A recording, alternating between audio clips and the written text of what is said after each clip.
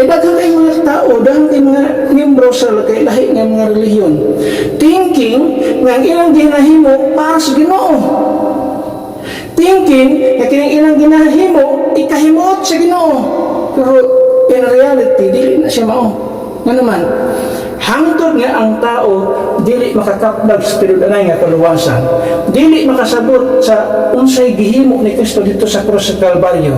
Bisag unsa pa na kapagtuon nimo nga nindot kay na imong practice diha sa imong relihiyon, magpabili na siyang walay kapuslanan. Ingon si Kristo sa iyang mga disipulo, magbantay kamo sa mga liben sa mga Pharisees, sa mga magbantay kamo sa mga doktrina ni ining mga tao. Ano man, mo ay maghatag og dako kayong disgrasya, distraction sa imong kinabuhi. Gusto ta makalingkawas di pagkinabuhi nga hugaw, pagdawat sa mga doktrina, kasalanan, doktrina nga sayo, mga pagkinabuhi diya sa kasalanan, wa gilain nga ato ibutang sa hunahunang kasing-kasing. Si Kristo nahimo lang sakripisyo, ang tawag sa iya is the Passover lang, giula na yang dugo, giula niya yang dugo sa krus Kalbaryo, namatay, lubong ug nabanhaw kana siya para ang tao makabaton sa siguro nga kaluwasan. Kasi kalau presidente ka na mag-impeach, ay wala impeach time ni Christ. It is a one-man rule.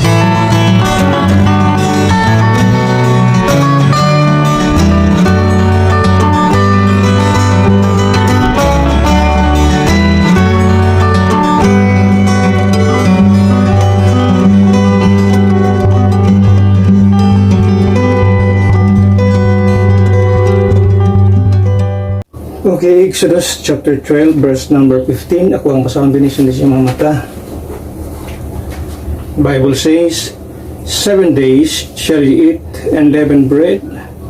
Even the first day ye shall put away leaven out of your houses. For whosoever eateth leavened bread from the first day until the 7th day, that soul shall be cut off from Israel. Ang ginamagay pa na lang siyang pulong. So, our theme is living unleavened in a leavened world. And we're going to tackle the truth about the unleavened bread. Usa sa mga feast na makita, the feast of unleavened bread is not just a Jewish ritual. It is a prophetic picture across dispensations. It reveals how God deals with sin, not only in Israel but also in the church and even in the future kingdom.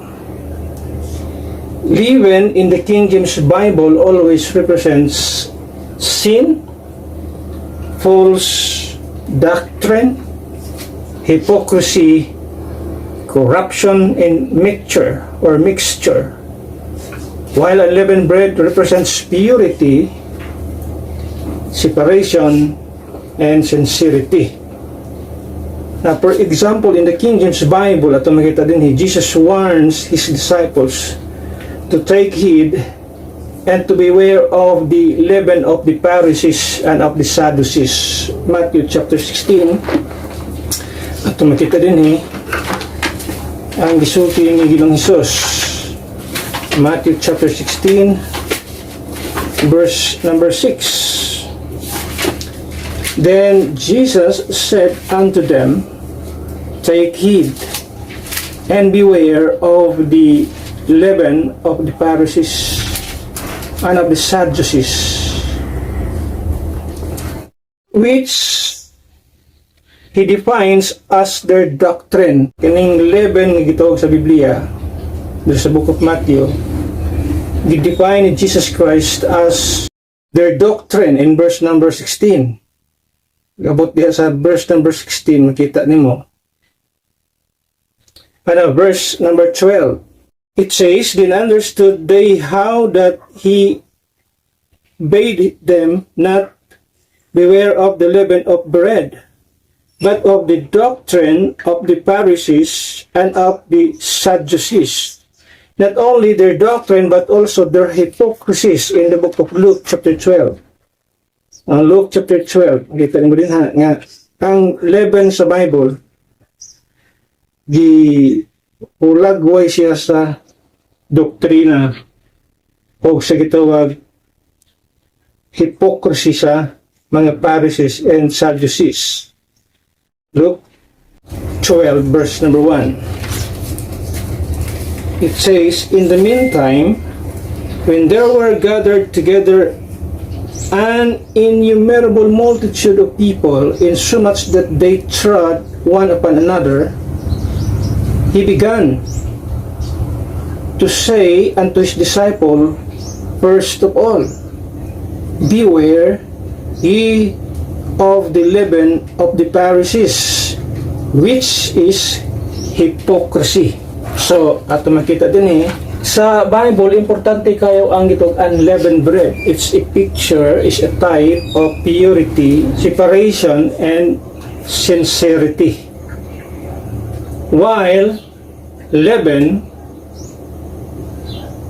kung ang tinapay masambugan na og leaven, di na siya mahimong unleavened. Ang unleavened, ba't pasabot, walay leaven, walay ipapatubo sa tuwa ng term karon sa mga bake shop or sa mga bakery, muna ang gigamit nilang yeast, pang patubo, pang pa bukad sa pan, muna ang gituwag nga leaven or yeast. Pero doon na siya gitawag biblical nga teaching nga gikumpara siya the metaphor, kung yung tanan ng metaphor, leaven or yeast is used to represent how a small amount of false teaching or hypocrisy can influence and corrupt an entire group. Muna siya ang picture diya. So ang hulagway nini, bisag gamay ra kayo siya nga butang, isaguli mo siya, in other word, bisan pag unsa siya ka gamay, how small amount sa gitawag og leaven, still ato makita din na makahatag siya influence or makahatag siya or maka-corrupt siya sa entire group. Mo man ang ingon din ni Jesus Christ ay mga disciples, magbantay ka mo. Beware of the leaven of the Pharisees and Sadducees. Nga ito makita din ha. Manang gitudluan ang mga disipulo.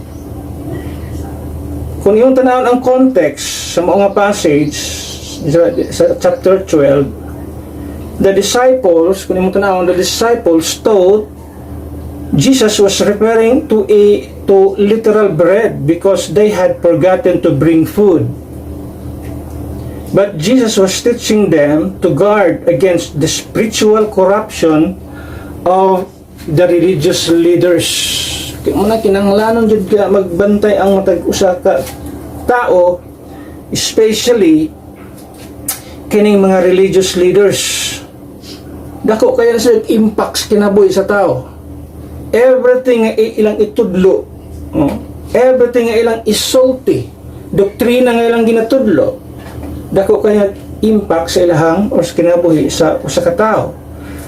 Kung maayo, kung tinuod, real doctrine, wow, good na.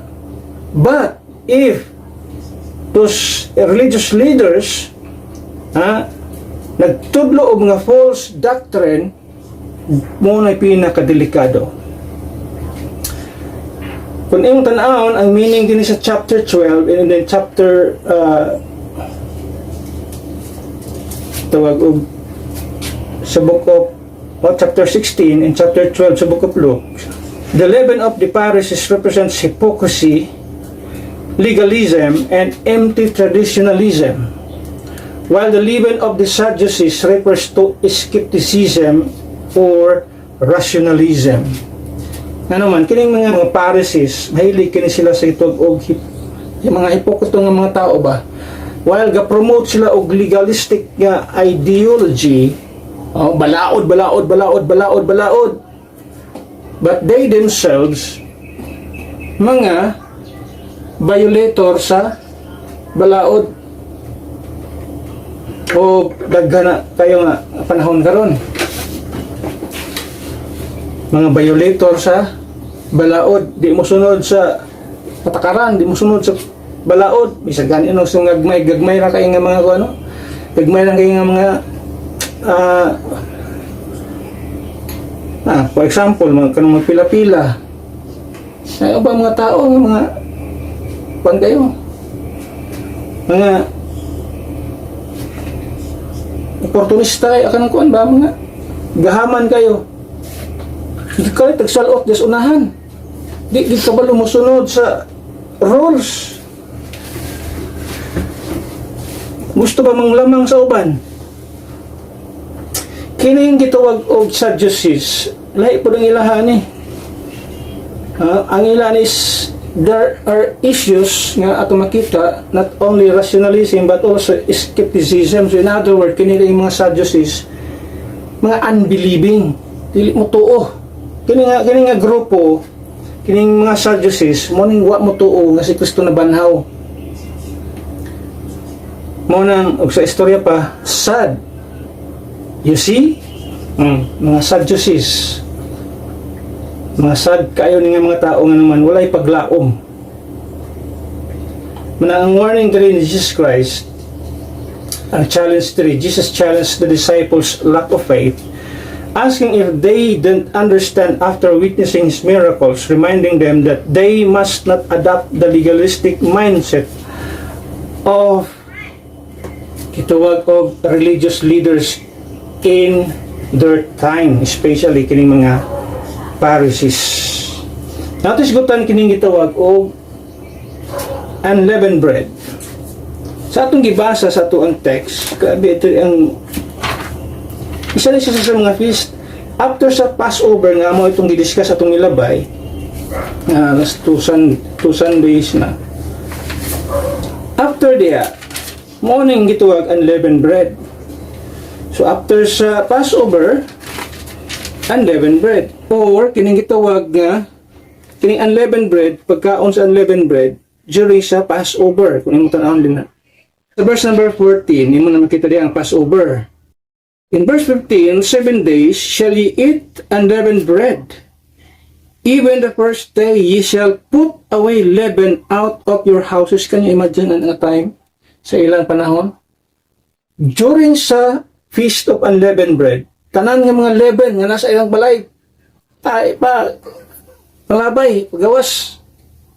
Dapat walay leaven nga makita sa imuhang panimalay.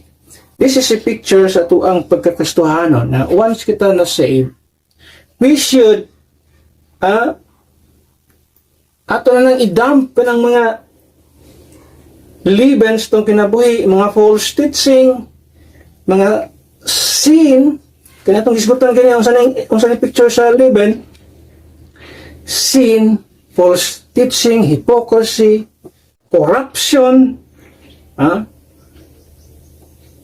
ginawag og mixture, pati sandurot sa kalibutan, we should dump all those things. Kaya nga ito na lang ilabay. So sa ilaha, ipalabay sa Ginoo after Passover, picture of Christ's sacrifice and picture of salvation. After sa itong salvation, sanctification ang itawag niya na pag morning unleavened bread na gitawag. Unleavened bread means purity. Nagsikot sa purity, separation. Now, ating sigutan ang gitawag kamatuoran nini. Sa Old Testament atong makita, atong tanawon ang gitawag the historical meaning.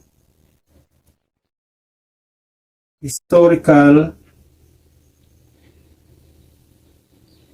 meaning. It is siya for Israel.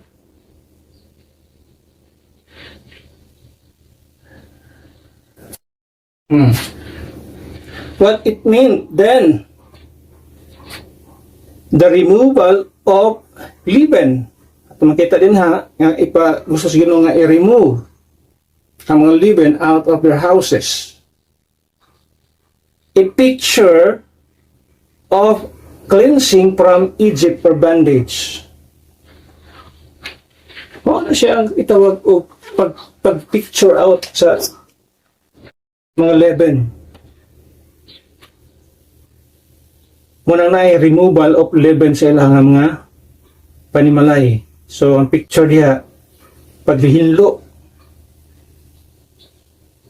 sa ilahang pagka tie up sa kalibutan, pagka tie up sa Ehipto, which Egypt is a perfect type of the world. And the world, kung yung tanawon, gani sa even sa Kristohanon, kita nga mag-Kristohanon, there's a command sa Biblia nga love not the world, neither the things that are in the world. So, it's a picture of the world ang gitawag og Egypt. So, it's a picture of cleansing, pagtanggal sa mga di maayo diha sulod sa imong kinabuhi sa imong panimalay. Then, the rush from Egypt. Exodus 12:39, imong makita din ha. 12:39. Exodus 12:39 it says, and they bake and leaven cakes of the dough which they brought forth out of Egypt, for it was not leaven, because they were thrust out of Egypt and could not tarry, neither had they prepared for themselves any victuals. Muna ang ilang pagbiya na sa Egypt kaning time. So, immediate separation from the old life. Rush from Egypt, the rush from Egypt, ang ilang pagtalikod, dali-dali nga pagbiya sa gitawag kalibutan, so to speak. Kung natong tanawon, i-picture nato sa tuang panahon. Immediate separation from the old life. And later siya makita niya the remembrance of deliverance. Exodus 39, imong makita din na nga ang paghinumdom sa gitawag o deliverance sa gihatag sa Ginoo sa ilang kinabuhi.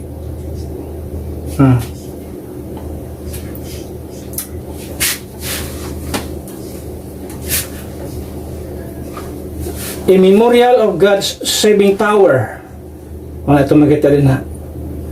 So, kaya siya, ano yung time, dili pa siya party sa balaod, sa as also kining Passover, wala pa siya na party sa mga balaod sa Israelite people.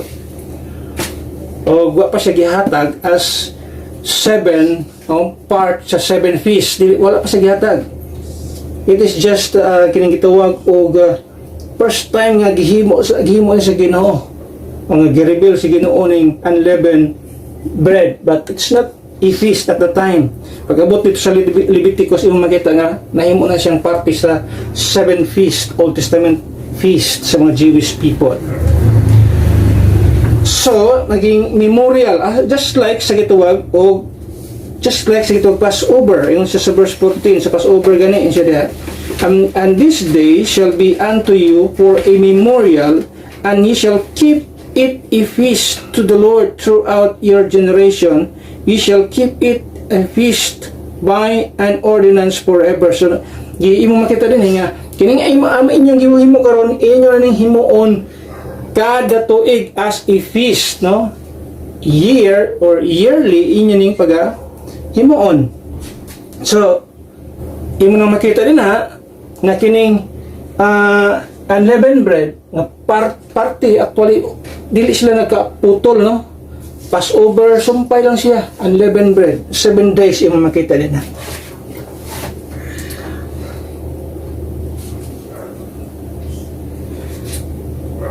Now Israel was redeemed and separated nation. Imo makita din ani nga time ang Israel was a redeemed and separated nation. So dili nagsugod ang Israelites people or ang nasod sa Israel gi-redeem sa Ginoo o gi-pasahi sa Ginoo, mga ito makita din na. Muna ang gitawag o historical nga meaning para niini ang unleavened bread dito sa mga sa katawhan sa Israel. Na number 2 atong tagapagtagad,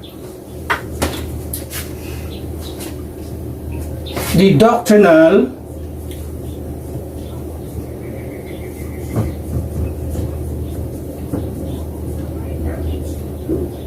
meaning.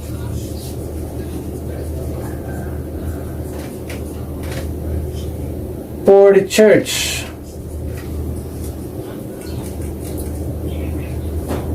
So sa church, what is the doctrinal meaning unleavened?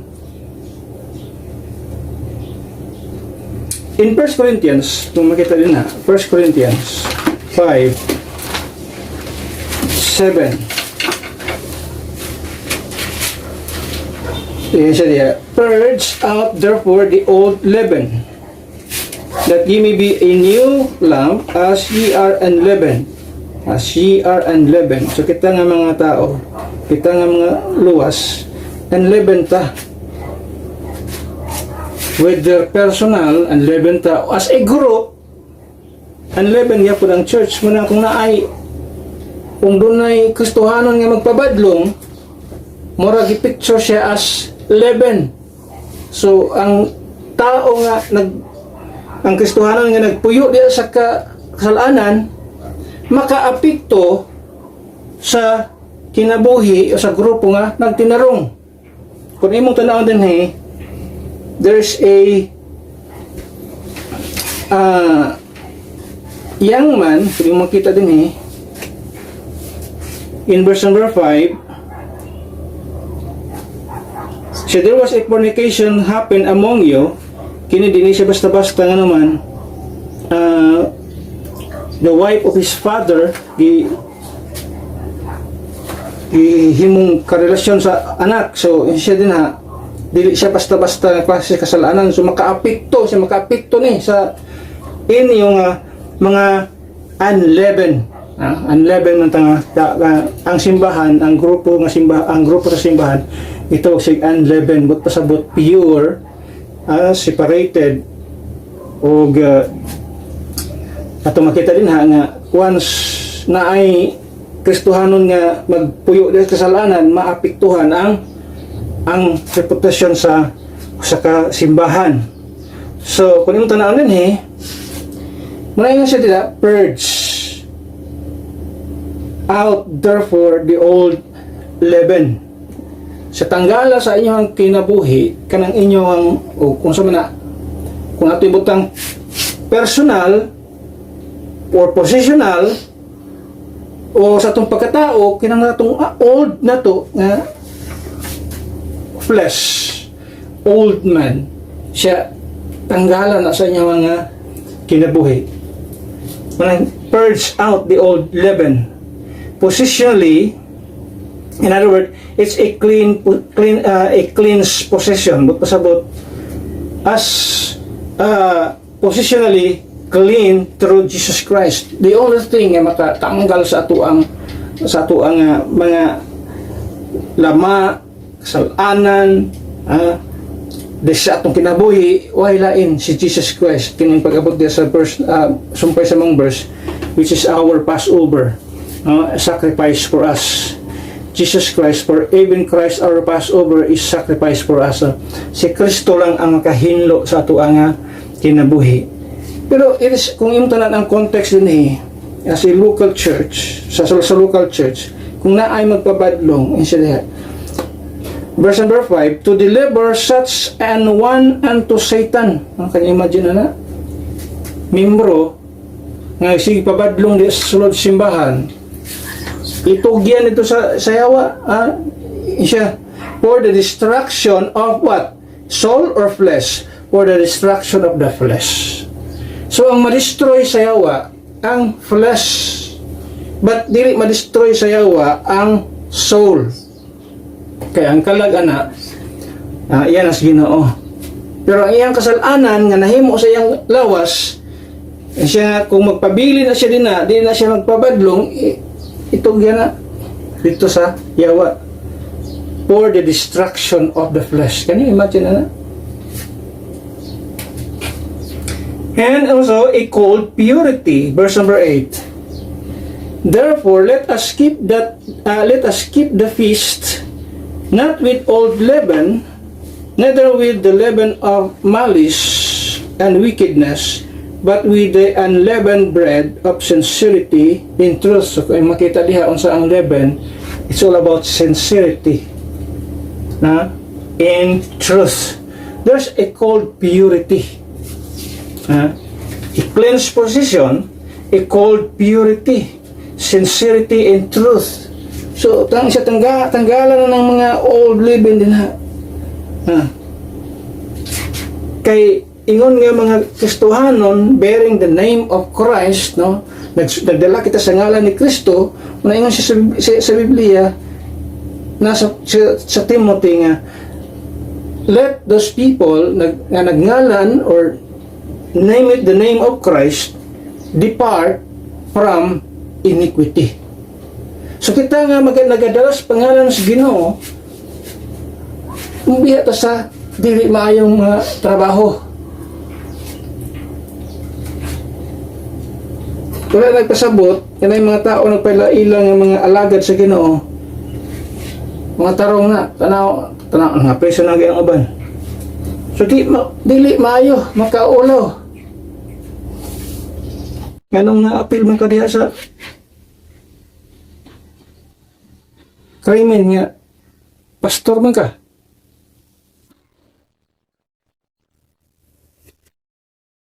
Grabe siya ng pastora sa ulo, makatanaw kauban nga pastor, magtanaw sa ulo, maghitupot ba? Kaya grabe tamay sa uban ito. Di mo kuhan sa gagmay nga kayong mga pastor nga sa bukid-bukid, di nakagad. Ang iyang tagad-tagaron kita mga doktor gyud, mga doctorate ng mga pastor. Basta dagkog simbahan mo na ang tagad-tagaron, pero ultimo mararakaw at nawa pinahitabo prisoy noon.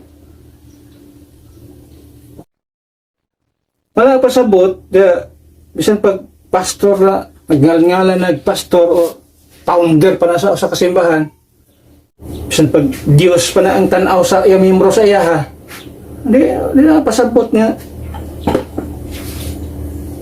Tarong nga manayon sa Biblia sa tuang kinabuhi kining doctrinal nga meaning ani pasabot unsay di maayos tong kinabuhi atong tanggalon siya, and we should live in sincerity in verse number 8, but with the unleavened bread of sincerity in truth. So it's hard to live unleavened with a leavened world. This is pag kinabuhi nga unleavened, there is a leavened world, kining kalibutan nga puno sa kasalanan. It's hard to live nga pure and kining godly nga kinabuhi, pero mo na gisulti sa Ginoo itong kinabuhi nga we should live unleavened in the midst of a living world. In other words, no mixture, no hypocrisy. Dili ta hugoy-hugoy, dili ta makiguyon-uyon sa dagan sa kalibutan, sa practice sa kalibutan. Regardless kung sa ka popular ang maong practice kalibutan. If that is not biblical, if that is not scriptural, then we should not let ourselves mix tariha. No mixture. No hypocrisy. And also itong kita diha, a consistent practice. Unsay reminder sa Ginoo tong kinabuhi. In the book of Romans 6:4.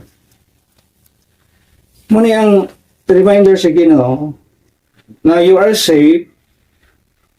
Ang gusto sa Ginoo is muni Romans 6 Verse number 4.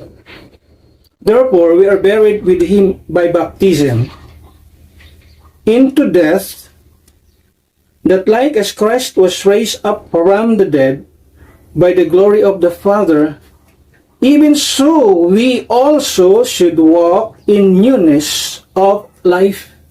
So man gusto sa itong kinabuhi, gusto sa Ginoo sa ato ang mga kinabuhi, nga magalakaw kita in newness of life. In other words, there must be a consistent practice sa ato ang kinabuhi. Newness or walk in newness of life. Daily removal of sin. Di man pwede nga sa tagad lang ito, di ta mahugawan. Bisag sa ato ang pag-ilis kag bagong sinina. Kaya na pwede nga di ka maabugan. Pero muna nga tayo daily cleansing, daily removal of sin.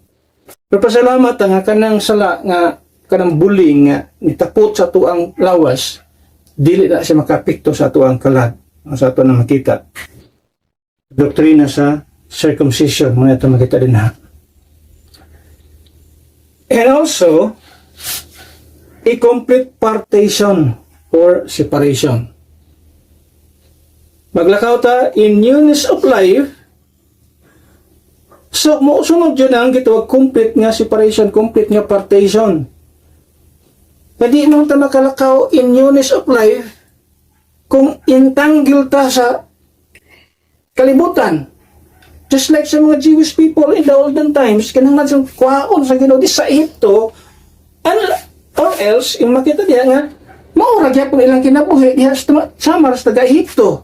So, ang Diyos, siya kwaon ko mo din na total or ito complete na partition, complete na separation, parang ilang practice, dili ninyo mahimong practice. O, sa nito po sa mga Hudiyo nga, na nadugay-dugay gito ang Egypto. Pisan po lang gani ha? Ang Hudiyo ang time, although gikuha na sa Ginoo sa Egypto, pag abot dito sa wilderness of sin, nibalik sa practice nga, practice dito sa Egypto, unsang Egypto, idolatry. Grabe ka mga idolatros sa mga tao. Nagsimba og mga imahen. Pag abot sa bukid, naghihimo og ilang imahen. Can you imagine, ana? Ang Ginoo, 2 Corinthians 6:17, come out from among them. That's a complete separation or a complete partition. Bot pasabot, mo biya kita, bahino na to ni, ha? Diha mo, dirime. Ano yung sa Bible, biya diha. Pagbutang o boundary. Tanaw sa gituwag og 2 Corinthians 6:17. It says, wherefore, come out from among them, and be ye separate, saith the Lord, and touch not the unclean thing, and I will receive you. Ay makita din na. So there must be a complete separation or partition. Come out. Not just saved, but separated. Una ibot pasabot sa Ginoo. The church is a called out, cleansed, and consecrated people. Muna ang simbahan, kita kinisimbahan, muna ang gitawag og muna siya ang picture kinisimbahan, kini gitawag ni siya unleavened siya. Si Kristo ang gitawag unleavened. He is the unleavened bread. Nga ito makita diha. Because this feast is a picture of Christ's body. At makita din ha nga, gibutang dito sa lubnganan, pero wala maka-experience of corruption. Muna ang picture diha. So ang unleavened nga gitawag is a picture of purity. Si Kristo pure siya. Even though namatay siya sa lawas, pero ang iyang lawas wala moagi pagkadugta. Muna yan siya. Doesn't see corruption. Asa ito na mabasa? I think sa Acts chapter, dito sa Acts.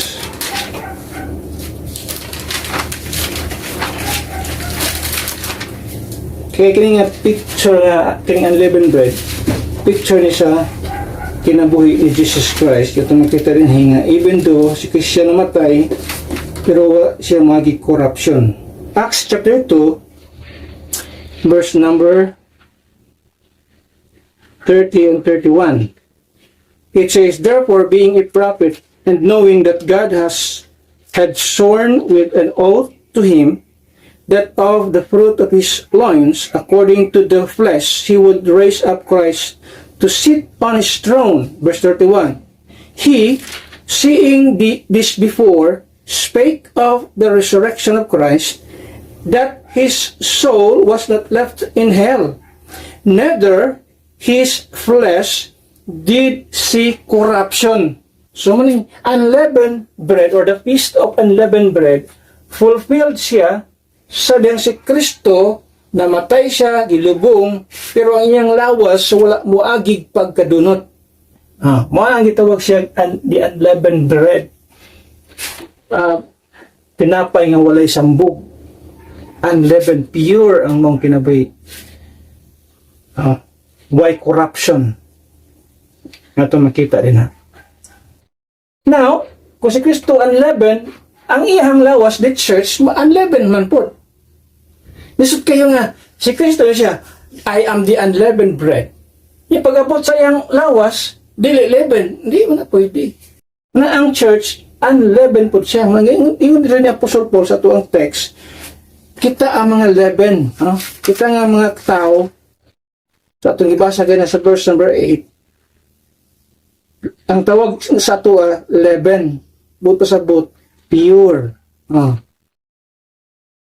Iyon rin ni Paul, at kita ganyan na. Sa verse number 8, therefore let us keep the feast, not with old leaven, neither with the leaven of malice and wickedness, but with the unleavened bread of sincerity and truth. There is a verse 7 siya, purge out therefore the old leaven, that ye may be a new lump, as ye are unleavened. Okay mo rin mga unleavened, ye are unleavened. Magpasabot, wak mo sambog, pure ka mo. Musa, mag-practice mo, nga, pure. Muna, ni walk in newness of life, nga, come out from among them. Kung gusto nga, mahugawan ang atong kinabuhi o madaot ang reputasyon sa atong grupo, especially the body of Christ. Ito nakita rin na. Number 3, atong pagtagad, the prophetical meaning.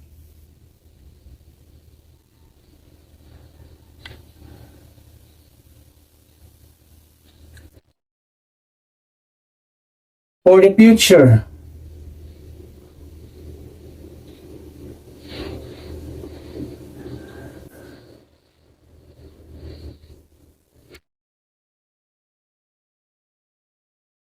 What it points to ahead. Di ba ito makita din purge, iso siya purge. So ito makita din prophetically, Israel's future purging. Zechariah 13 verse number 1. Zechariah 13 verse 1.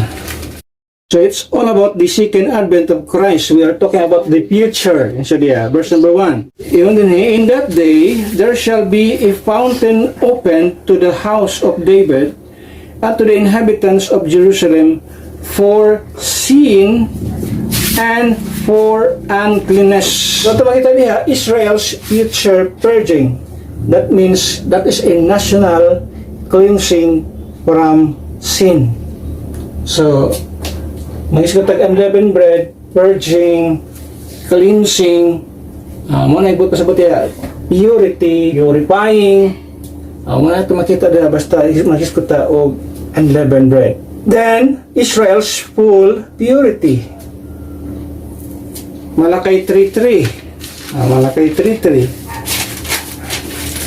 And he shall sit as a refiner and purifier of silver, and he shall purify the sons of Levi, and purge them as gold and silver, and they may offer unto the Lord an offering in righteousness. God will refine His people. So, mga future nga event ha. Then let us see the kingdom or the kingdom's perfection. During the millennial reign, sin will be judged. Righteousness will reign. Then sa millennium, at makita din na, totally, ang kasalanan, hukman sa Ginoo o ang righteousness. Ang pagkamatarong dinhi sa millennium, mao'y maghari. Walay pagkadautan nga naman siguro yung mga pipila nga mga kasalanan nga mahimo, pero diha i-deal sa Ginoo, i-deal sa Ginoo diha. Muna nga, in Isaiah 11:9, makita niyo mo Isaiah 11 verse number 9.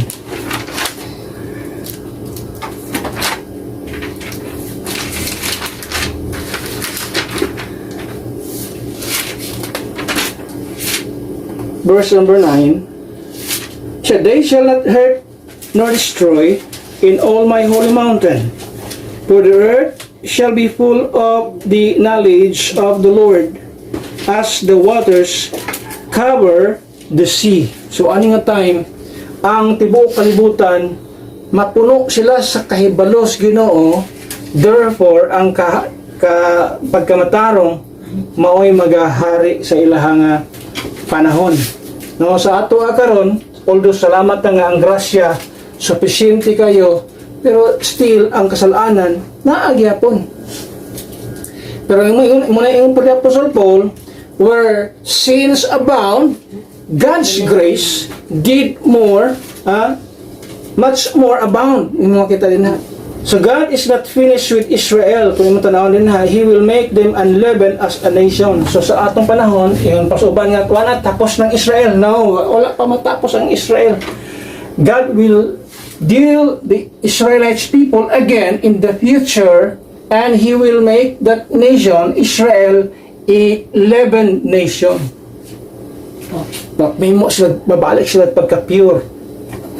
Dili sila sama karon nga grabe ka legalistic sa mga tao, legalism, skepticism, makita nimo din sa ilahang kuan, rampant sa ilang time karon. But in the future, himuon silang unleavened sa Ginoo, pure nga klase sa nation. Now, how about the practical meaning sa atong kinabuhi? The practical meaning for daily living.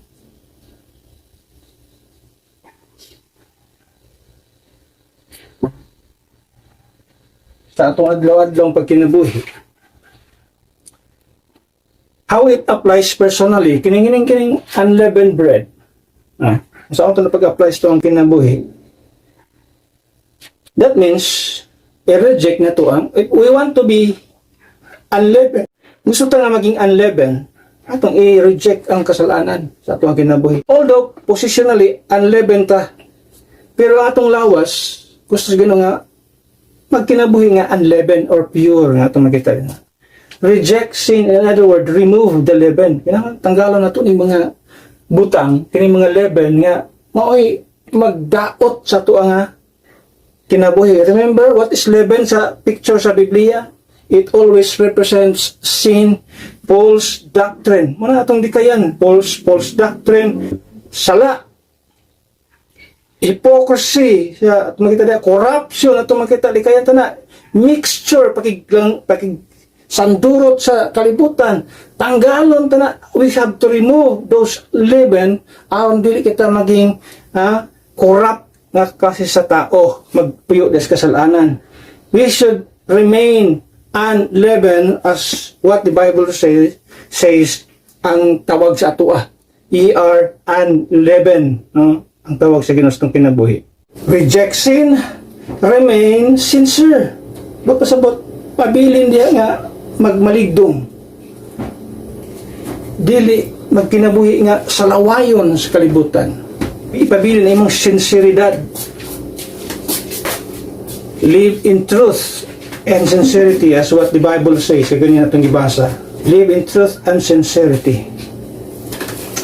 And also, not only reject sin, remain sincere, renew daily. So, renew daily. Practice na to. Conscious kita, conscious cleansing. Dapat na conscious na ito ang pagkinabuhi nga malikaya na ito ng mga butang na mo'y makapahugaw sa ito ang kinabuhi. Tanang butang nga makapahugaw sa itong kinabuhi, gitawag, giterm na sa Biblia nga leaven. Then reflect Christ. Show the life of Jesus Christ. Pakita ang kinabuhi ni Kristo sa imong kinabuhi. In other words, madayag si Kristo diha sa imong kinabuhi. Why? Practical nga meaning sa ato ang kinabuhi. When we talk about our personal life, mo na siya. Practical nga meaning. Kay balutaon sa ang leaven, mga kasalanan, false doctrine, tanggala sa imong kinabuhi. The Feast of Unleavened Bread teaches Israel separation from Egypt. To the church, sanctification in Christ. For the future, purification of the kingdom. And then, kung tanaw to sa atong personal na to nga kinabuhi, dapat ato ang i-maintain ang ato ang pagkakristohanon, ang pabilin nga truthful and sincere sa atong kinabuhi. You were saved, you were saved by the Lamb. Kung yung tanahon, ang atong pagkaluwas, naluwas kita, it is because of the Lamb, which is Jesus Christ, the Passover Lamb. So, kung yung tanahon ang maong text na to diha, it's because of Jesus Christ we are saved. We are saved by the Lamb, the Passover Lamb. Now, ye are called to live unleavened or holy life. Ang gusto sa Ginoo, once naluwas ka sa gitawag og sakripisyo ni Kristo Jesus nga atong gitung-an nga maoy Passover, after sa Passover magkinabuhi nga hinlo o balaan nga kinabuhi atubangan sa Dios. Pasabot, don't just be redeemed, remove the leaven out of your life. Mo na gusto sa Ginoo, di lang itaman nga naluwas ta, kundi every day sa tuwang kinabuhi, likaya na to ang mga leaven, ang mga kasalanan, or ang mga false teaching nga dumala diri sa tuwang kinabuhi. Na ang pinaka-importante ng kabuntagon, kining kabag-uhan sa kinabuhi sa tao, dili ni siya mahitabo diha lang. Daghang mga tao na ning kamot nga bag-uhon ang kinabuhi, tanggalon ang mga bisyos kinabuhi, pero taman ra sa panghuna-huna, taman lang sa aspiration. Wa gi mahitabo nga kabag-uhan sa kinabuhi. The same, naaragyapon ang mga kasalanan. Nagpabilin gyapon sa mga false nga mga doktrina, mga mini nga mga doktrina nga gi-practice kinabuhi. So, dahil mga tao nga ingon ana nga dili sila aware ba nga ang ilang practice dahil sa ilahang mga simbahan, dili maungat pagtulunan. Mga daghan kay mga tao niya na. So, hangtod nga, dili sila makakaplag, dili sila maka-experience sa kaluwasan nga rin gihatag sa Ginoo nga libre. Dili sila makamata nga sayop man dining ako aday. Kay daghang kay mga tao, daghang kay mga membro sa kay lahi nga mga relihiyon, thinking nga ang ilang ginahimo para sa Ginoo. Thinking nga kining ilang ginahimo ikahimuot sa Ginoo. Pero in reality, dili na siya mao. Nga naman, hangtod nga ang tao dili makakaplag sa tinud-anay nga kaluwasan, dili makasabot sa unsay gihimo ni Kristo dito sa krus sa Kalbaryo. Bisag unsa pa na kapagtuon nimo nga nindot kay na imong practice diha sa imong relihiyon, magpabili na siyang walay kapuslanan. Mga ingon si Kristo sa iyang mga disipulo, magbantay kamo sa mga liben sa mga Pharisees, but pasamot magbantay kamo sa mga doktrina ni ining nga tao. Ano man, mo ay maghatag og dako kayong disgrasya, distraction sa imuhang kinabuhi. Ang gusto tang makalingkawas sa gituwag og specialist ng mga viewers, gusto tang makalingkawas sa gituwag og pagkinabuhi nga ugaw, pagdawat sa mga doktrina, kasalanan o doktrina nga sayo, nga pagkinabuhi diyas kasalanan, o ilain nga ato ibutang sa hunahunang kasing-kasing. Si Kristo nahimo lang sakripisyo, ang tawag sa iya is the Passover lamb, giula na yang dugo, giula niya yang dugo dito sa Krus Kalbaryo, namatay, lubong ug nabanhaw, kana siya para ang tao makabaton sa siguro nga kaluwasan.